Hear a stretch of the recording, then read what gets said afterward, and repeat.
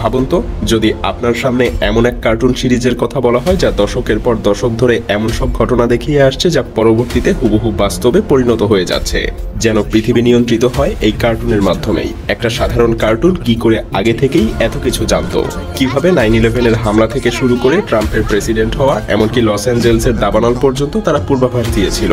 এগুলো কি নিছকই কাকতালীয়, নাকি এর পেছনে লুকিয়ে আছে আরো গভীর কোনো গোপন সত্য?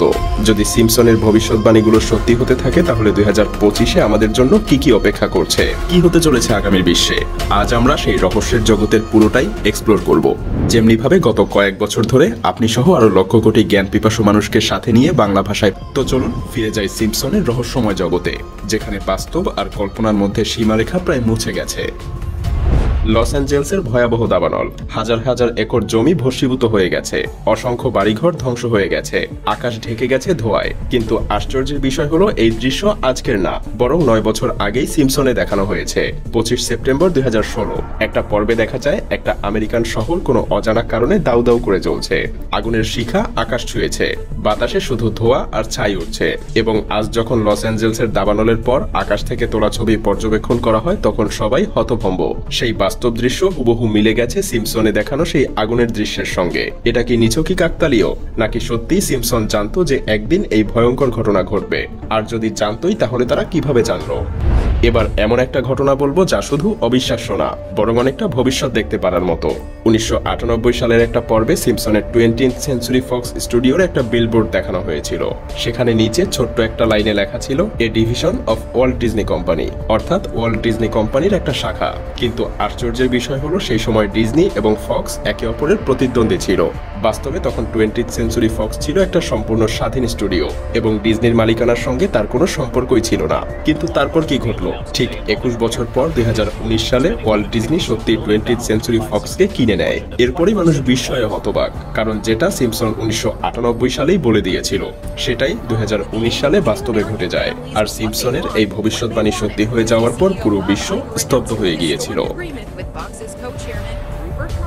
সাল 2000, সিম্পসনের একটা পর্বে দেখানো হয়েছিল ভবিষ্যতে ডোনাল্ড ট্রাম্প মার্কিন যুক্তরাষ্ট্রের প্রেসিডেন্ট হবেন। এটা ছিল একটা ব্যঙ্গাত্মক দৃশ্য, যেখানে দেখানো হয়েছিল লিসা সিম্পসন ভবিষ্যতের প্রেসিডেন্ট হিসেবে অফিসে বসেছেন।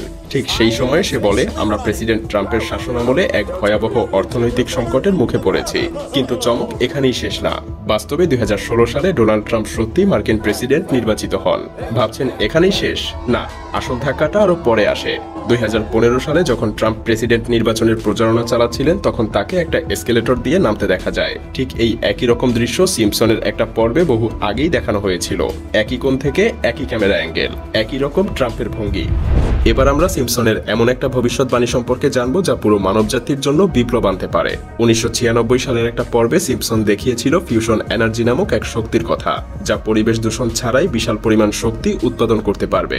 সেই সময় এটা নিছকই বিজ্ঞানের কল্পকাহিনীর মতোই ছিল, কিন্তু বাস্তবতা 2022 সালে বিজ্ঞানীরা সফলভাবে ফিউশন রিঅ্যাকশন ঘটাতে সক্ষম হয়েছেন। এটা এমন এক শক্তির উৎস যা পারমাণবিক বিদ্যুৎ উৎপাদনের চাইতেও কয়েক গুণ বেশি শক্তি দিতে পারবে, কিন্তু কোনো বিষাক্ত বর্জ্য তৈরি করবে না।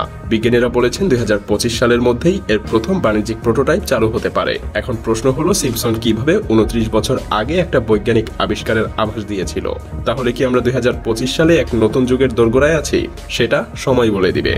আর এই ভবিষ্যৎবাণী কেবল চমকপ্রদই না, বরং ভীতিকর।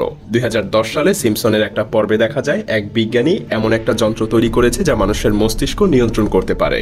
এই যন্ত্র মানুষের চিন্তাভাবনা বদলে দিতে পারে, তাদের চিন্তা শক্তি দমন করতে পারে, এমনকি তাদের উপর সম্পূর্ণ নিয়ন্ত্রণও করতে পারে। হ্যাঁ, তখন পর্যন্ত এটা নিছকই কল্পবিজ্ঞান মনে হয়েছিল, কিন্তু আজ বাস্তবে এলন মাস্কের কোম্পানি নিউরালিঙ্ক ঠিক এমনই একটা প্রযুক্তি নিয়ে কাজ করছে। নিউরালিঙ্ক এমন এক চিপ তৈরি করেছে যা মানুষের মস্তিষ্কের সঙ্গে কম্পিউটারকে সংযুক্ত করতে পারবে। প্রথম দিকে এর উদ্দেশ্য হবে প্যারালাইসিস রোগীদের সাহায্য করা, তবে ভবিষ্যতে এটা মানুষের চিন্তাভাবনা নিয়ন্ত্রণ করতে সক্ষম হবে। আরো ভয়ঙ্কর ব্যাপার হলো, 2025 সালের মধ্যেই এই প্রযুক্তির প্রথম সফল মানব পরীক্ষাও হতে পারে। এটাও এক অসম্ভব ভবিষ্যৎ। 95 সালের একটা পর্বে সিম্পসন দেখিয়েছিল লিসা সিম্পসন একটা হলোগ্রাফিক ফোন ব্যবহার করছে। তার ফোনের অপর প্রান্তে থাকা ব্যক্তি 3D প্রজেকশনের মাধ্যমে সামনে ভেসে উঠছে। তখন এটাকে নিছকই বিজ্ঞানের কল্পকাহিনী বলে মনে হয়েছিল, কিন্তু বাস্তবে মেটা এবং অন্যান্য প্রযুক্তি কোম্পানিগুলো ইতিমধ্যেই ঠিক এমন প্রযুক্তি নিয়েই কাজ করছে। 2025 সালের মধ্যে 3D হলোগ্রাফিক কল বাণিজ্যিকভাবে চালু হতে পারে। কল্পনা করুন, ভবিষ্যতে ভিডিও কলের বদলে যার সঙ্গে কথা বলছেন সে আপনার সামনে 3D আকারে উপস্থিত হবে। আর এই পুরো প্রযুক্তির ধারণাটা সিম্পসন 30 বছর আগেই দেখিয়ে দিয়েছিল। তাহলে কি বলা যায় আমরা সিম্পসনে দেখানো ভবিষ্যতের দিকেই এগিয়ে যাচ্ছি? এখন প্রশ্ন একটাই, সিম্পসন এত ভবিষ্যৎ কিভাবে জানে, নাকি ভবিষ্যৎ সিম্পসনের দ্বারাই প্রভাবিত? এই রহস্যের জট খুলবে কিনা তা হয়তো সময় বলে দিবে।